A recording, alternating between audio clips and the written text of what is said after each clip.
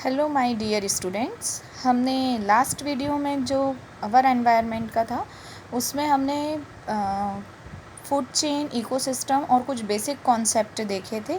आज हम इसके आगे से स्टार्ट कर रहे हैं। ये भी एक इम्पॉर्टेंट टॉपिक है जिसे समझना बहुत ही ज़रूरी है और इससे रिलेटेड क्वेश्चंस भी एग्ज़ाम में ज़रूर पूछे जाते हैं, जो कि है डिकम्पोज़र्स। यदि आप लोगों ने पुराने वीडियोस नहीं देखे हैं हमारे, तो हमारे चैनल ब्रजेश बागड़ी पे जाके हमारे पुराने वीडियोस ज़रूर देखें और रिसेंट अपडेट के लिए बेल आइकॉन प्रेस करें और हम यदि वीडियोस पसंद आते हैं तो हमारे चैनल को लाइक एवं सब्सक्राइब करें। तो हम स्टार्ट कर रहे हैं हमारा टॉपिक डिकम्पोजर्स से। Organism who feed on dead plant and animals, for example bacteria, fungi etcetera.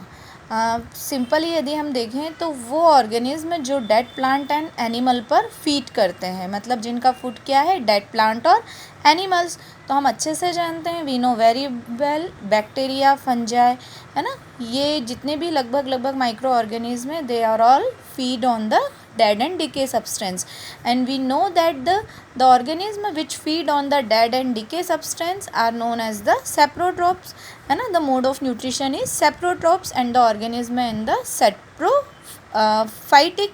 ठीक है, तो हमने देखा था अभी तक कि मेनली जो फूड चेन थी उसमें इम्पॉर्टेंट कंस्टिट्यूएंट में एक तरफ थे प्रोड्यूसर, दूसरी तरफ थे कंज्यूमर। बट आज हम देखेंगे डिकम्पोज़र भी एक इम्पॉर्टेंट कंस्टिट्यूएंट है, भले हम फूड चेन में उसे शो नहीं करते हैं, but without decomposer food chain incomplete है। वो किस तरह से, यदि डिकम्पोज़र्स नहीं होंगे फूड चेन में तो जब टॉप लेवल के जो कंज्यूमर्स है आफ्टर डेथ होने के बाद, या किसी भी लेवल के प्रोड्यूसर और कंज्यूमर की डेथ होने के बाद जो न्यूट्रिएंट होते हैं या जो ऑर्गेनिक सब्सटेंस होते हैं, उनको इनऑर्गेनिक सब्सटेंस में कन्वर्ट करने का जो काम करते हैं, वो मेन काम कौन करते हैं, डिकम्पोज़र्स करते हैं। डिकम्पोज़र्स ही इनऑर्गेनिक सब्सटेंस को इनऑर्गेनिक सब्सटेंस में कन्वर्ट करते हैं। तो इसीलिए डिकम्पोज़र्स भी जो हैं वो एक इम्पॉर्टेंट कंस्टिट्यूएंट होते हैं फूड चेन की। अब यदि हम टाइप ऑफ न्यूट्रिशन पे बात करें तो हमने दो तरह के न्यूट्रिशंस होते हैं, एक होता है ऑटोट्रॉप्स, दूसरा होता है हेट्रोट्रॉप्स। ऑटोट्रॉप्स की कैटेगरी में प्रोड्यूसर्स आ जाएंगे क्योंकि ये एनर्जी का प्रोडक्शन कर रहे हैं, जिसमें मेनली जो हैं वो प्लांट्स हैं, है ना। प्रोड्यूसर्स जो हैं ये प्रोड्यूसर कहलाते हैं।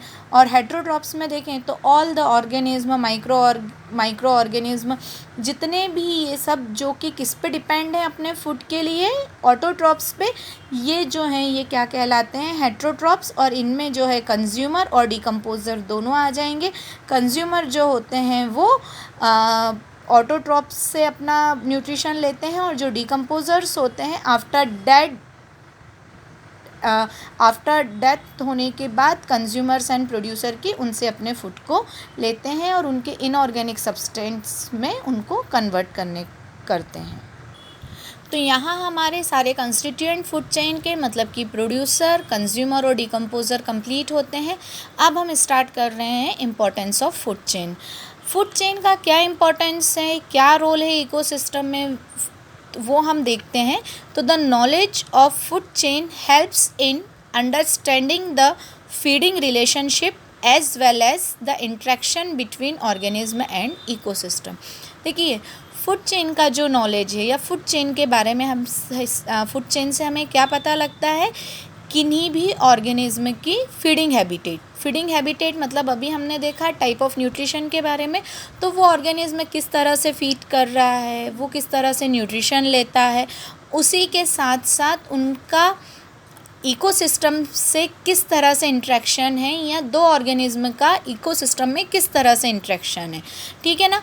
अब हम ये जानते हैं कि जो ग्रास है या जो प्लांट्स हैं वो rabbit, deer first consumer level ने कंज्यूम किया, बट क्या लॉयन या टाइगर ग्रास या प्लांट खा सकते हैं? नहीं खा सकते हैं। क्यों? क्योंकि वो उनकी फीडिंग हैबिटेट नहीं है।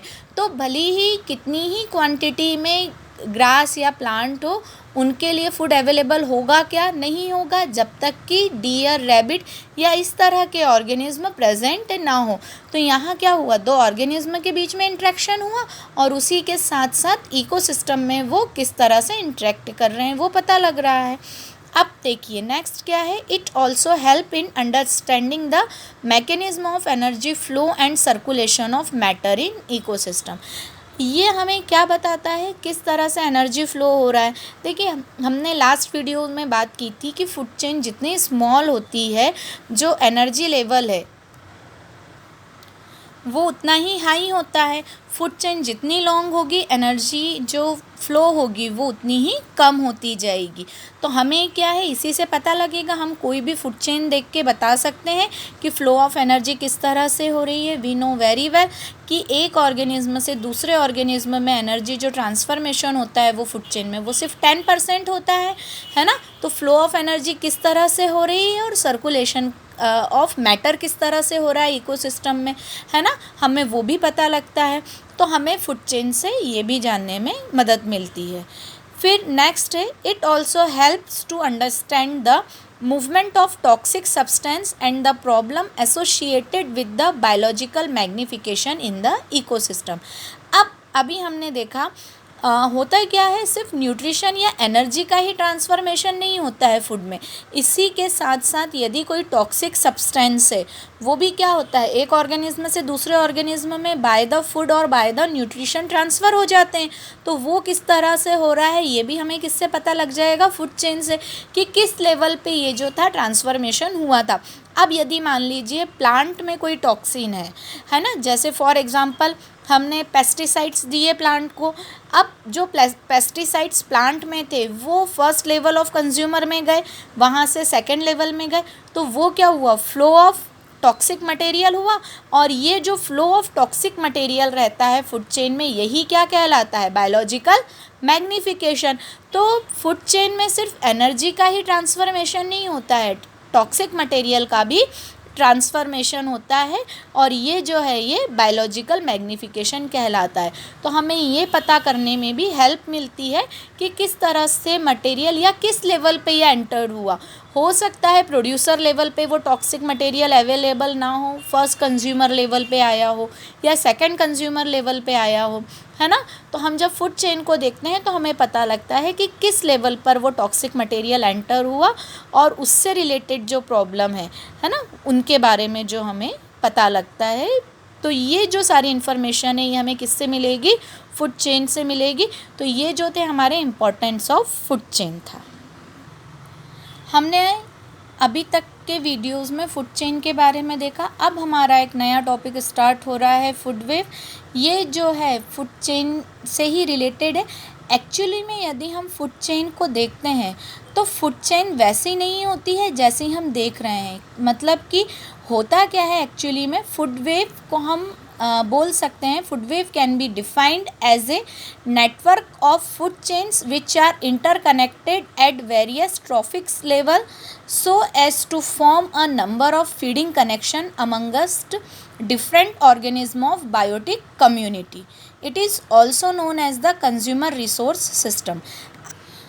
अब इस डेफिनेशन को समझने की कोशिश करिए। देखिए हमने अभी तक क्या फूड चेन के बारे में पढ़ रहे थे, डिफरेंट तरह की फूड चेन देखी थी। तो हम सिंपल जानते हैं, जैसे कोई प्लांट है, प्लांट को रैट ने खाया, रैट को स्नैक ने खाया, स्नैक को ईगल ने खाया। बट एक्चुअली क्या ऐसा ही होता है क्या, प्लांट को सिर्फ रैट ही खा सकता है, उसके अलावा और कोई नहीं खा सकता है? नहीं, प्लांट को डियर भी खाता है, प्लांट को रैबिट भी खाता है, और भी ऐसे बहुत सारे ऑर्गेनिज्म हैं जो प्लांट को ईट कर सकते हैं। अब इट इज़ नॉट नेसेसरी कि रैट के बाद जो है वो स्नैक आए। इट में भी पॉसिबल रैट को डायरेक्ट ईगल ने खा लिया हो, इट में भी पॉसिबल। या फिर ये भी हो सकता है प्लांट को यदि रैबिट ने खाया तो रैबिट को ईगल ने खा लिया हो, या रैबिट को स्नैक ने खा लिया और फिर स्नैक को ईगल ने खा लिया हो। मतलब कि मैं ये बताना चाह रही हूँ कि ये आपस में क्या होते हैं, इंटरकनेक्टेड होते हैं रियल में। एक्चुअल में जो फूड चेन हमें दिखती है वैसी फूड चेन नहीं होती है। यहाँ ऑर्गेनिज्म आपस में इंटरकनेक्टेड होते हैं। हम जब फूड चेन बनाते हैं तो हम first consumer level, second consumer level involve करते हैं। बट कई बार क्या होता है, जैसे मान लीजिए प्रोड्यूसर तो हर लेवल पे चाहिए। प्रोड्यूसर के बाद फर्स्ट कंज्यूमर के बाद डायरेक्ट थर्ड कंज्यूमर आ गया। ज़रूरी नहीं है कि वहाँ पर सेकंड तरह का कंज्यूमर जो है या सेकंड लेवल जो है वो प्रेजेंट हो, या फिर किसी दूसरे चेन के फूड चेन के ऑर्गेनिज्म ने उसे ईट कर लिया। जैसे हम यहाँ देख रहे हैं प्लांट को क्या कर लिया है रैट के बाद सीधे ईगल ने। तो यहाँ क्या हो गया, ये आपस में इंटरकनेक्टेड है, और इस तरह का इंटरकनेक्शन जो होता है different type of food chain के बीच में, अलग अलग तरह के फूड चेन के बीच में जो इंटरकनेक्शन होता है, ये एक नेटवर्क फॉर्म कर रहे हैं और इनके बीच में इंटरकनेक्शन भी है, और यही क्या कहलाता है, फूड वेव कहलाता है। तो एक्चुअल में जो इकोसिस्टम में प्रेजेंट होता है वो फूड वेव होता है। फूड चेन तो होती है बट एक्चुअली जो होता है वो फूड वेव होती है, क्योंकि यहाँ different type of food chain जो है वो आपस में इंटरकनेक्टेड होती है। तो हम जो देखते हैं वो क्या देखते हैं, फूड वेव देखते हैं, और हम भी जो हैं वो क्या है, फूड वेव का ही एक पार्ट है। यहाँ पर हमारे ये जो टॉपिक्स थे ये फिनिश हुए। मैं उम्मीद करती हूँ आपको ये समझ में आए होंगे। यदि आपकी कोई भी डाउट है या कोई भी क्वेश्चन है तो आप मैसेज करके मुझसे पूछ सकते हैं। Thank you so much. Have a nice day.